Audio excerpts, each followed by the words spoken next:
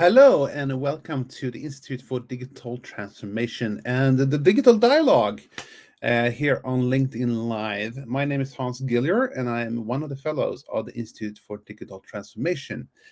We have a great show today, or great dialogue today, with some great panelists. We're going to talk about inertia and how to overcome inertia of digital transformation, a really hot topic today.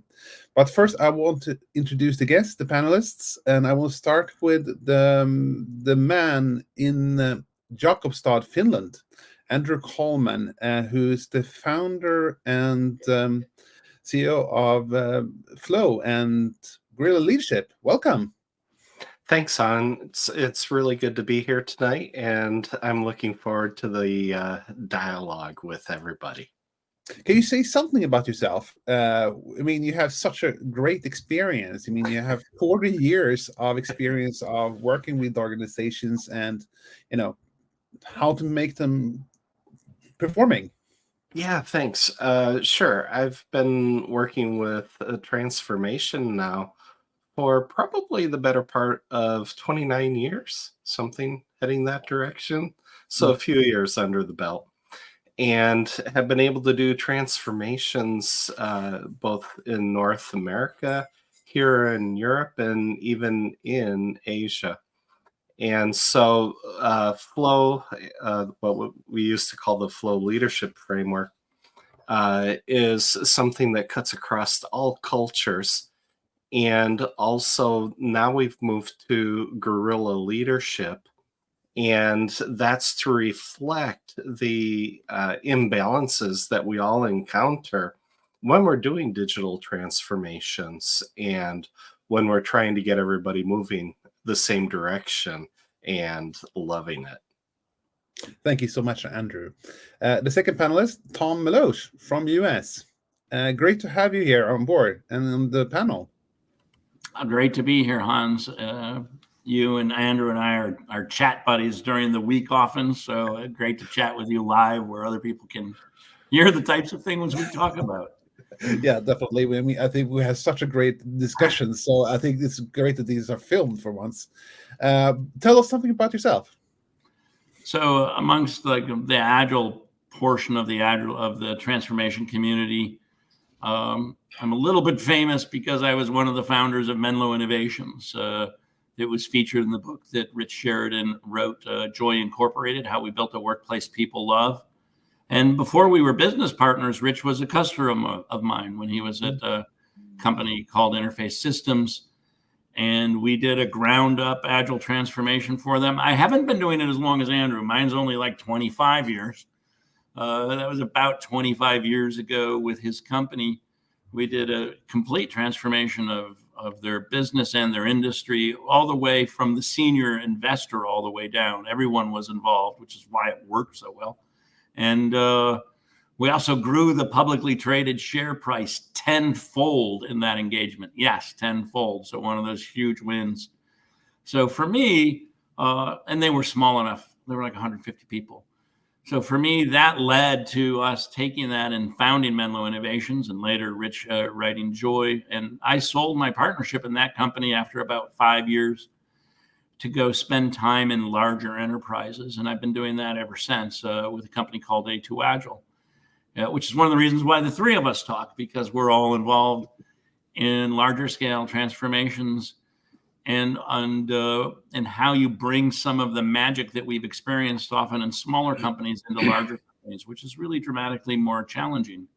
And but when you get it, when you pull it off, it's delightful. So great to be here. Looking forward to our conversation. Yeah, definitely. Welcome, Tom. And we have another Tom here, Tom Bellinson, also a star when it comes to transformations and so on. Say something about yourself, Tom. I'm the new kid on the block here. You guys have been hanging out together a lot longer than me, but I enjoy our little chats. So I'm looking forward to having another one today. I've been involved in organizational change in one form or another for probably over 40 years now, being in both internal roles and also as an external consultant. So I've seen a lot. I've been in and out of hundreds and hundreds of companies and seen what works and what doesn't. So this is just an area now of passion for me to work with companies that are interested in trying to get faster, better, and have more fun. And you can tell by my shirt, I'm into having fun. Definitely. And I can tell, I mean, between the four of us, we almost have like 100 years of experience when it comes to, this kind of digital or business transformation, which I think is great. If we start somewhere, I mean, if you look at the latest research and so on, we know that 70% of all digital transformation fail in some way. And one reason for that is inertia, organization inertia. Especially when it comes to middle management. How do you get them to jump on the train and be involved and engaged in this transformation? But let's start from the basics. What if you would somehow characterize what is inertia in the organization, especially when it comes to change and transformation? Andrew, do you have some ideas there? Well, for me, the inertia occurs because of, well, it's a combination of leadership and politics. And that manifests in friction, confusion, and underperformance. I think one of the ways that it manifests itself is in the employee engagement scores. I recently did a quick post on the average percentage, and these numbers were for the US, where only 32% of the employees are engaged, 52% are disengaged, and 17% are actively disengaged. That means they're actually working against the vision, the mission, the goals, and purposes of their organizations. And so I think when we're talking about inertia, we're talking about people. Yeah, definitely. I think the score for Europe is even lower. Wasn't it 17%? 17% of people in Europe are engaged at work. Yeah. The rest are on some sort of coffee break or something like that. But 𝗏𝗏, what are your views on inertia? Why does it happen?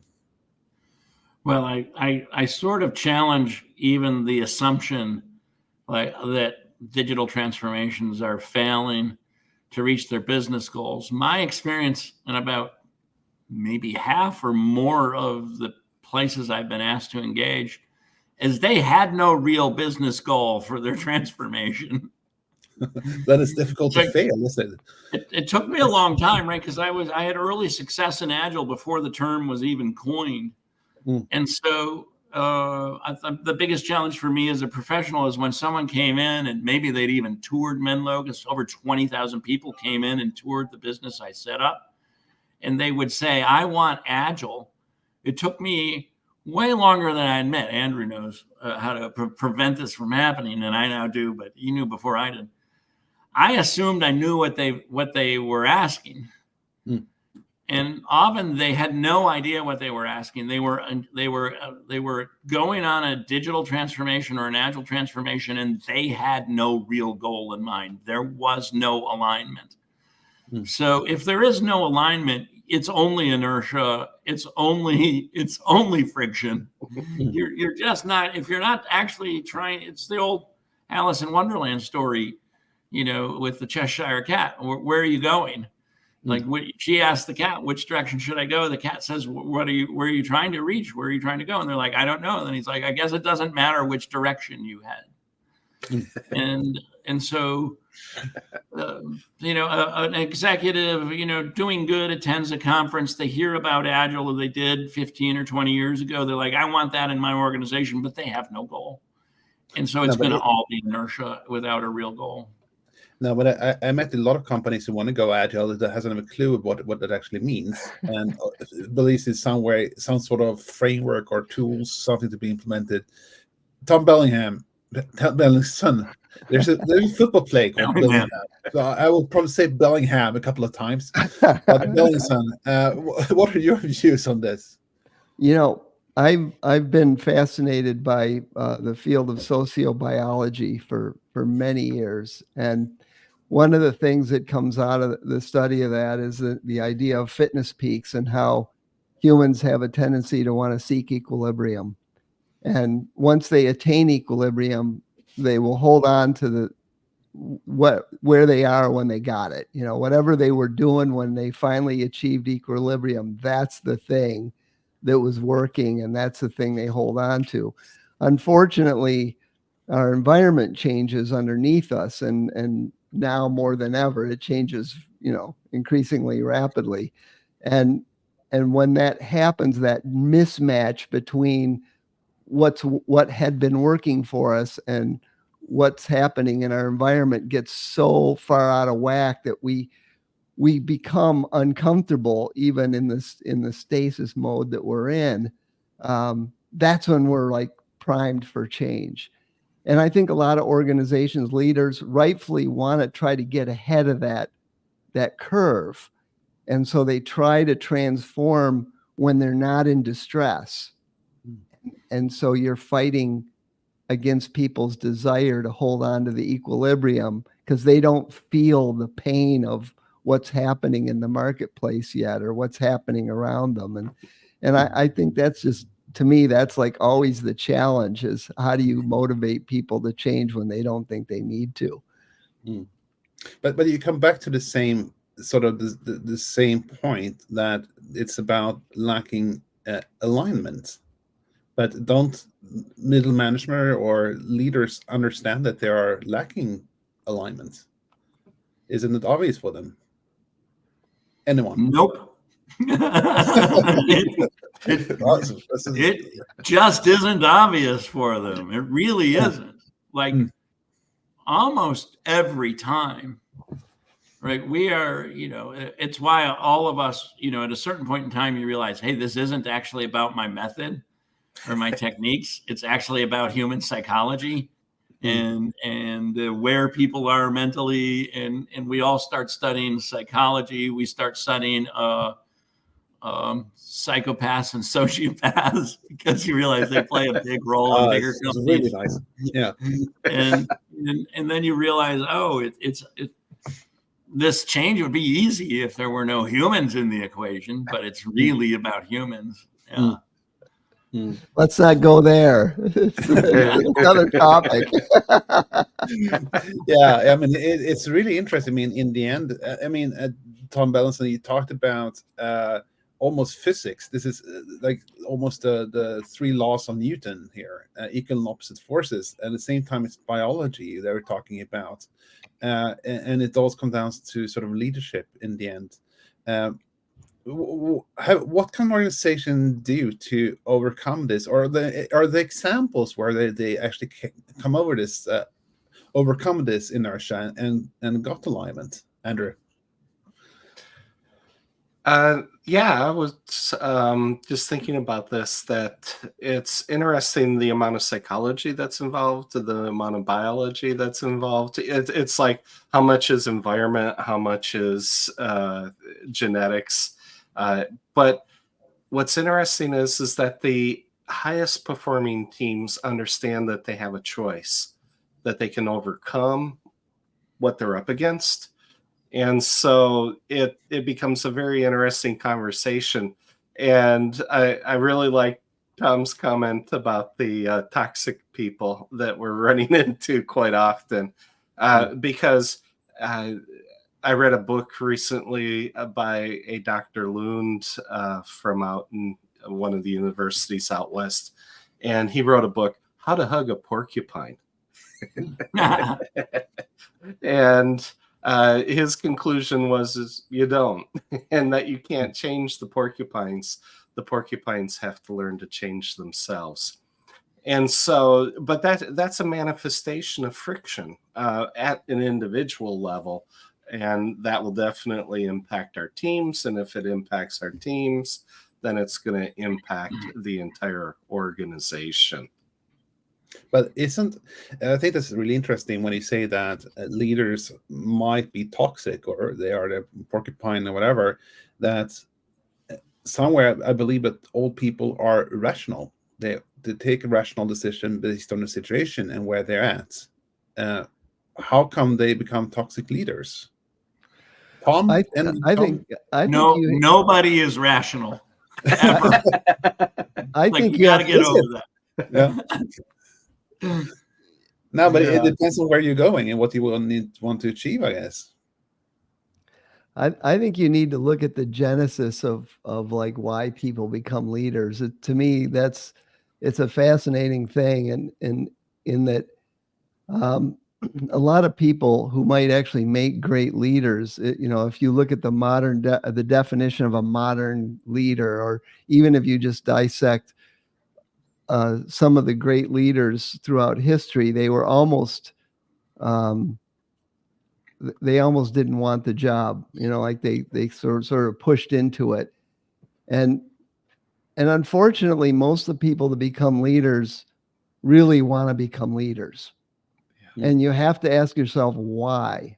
And there's a number of reasons why someone wants to become a leader.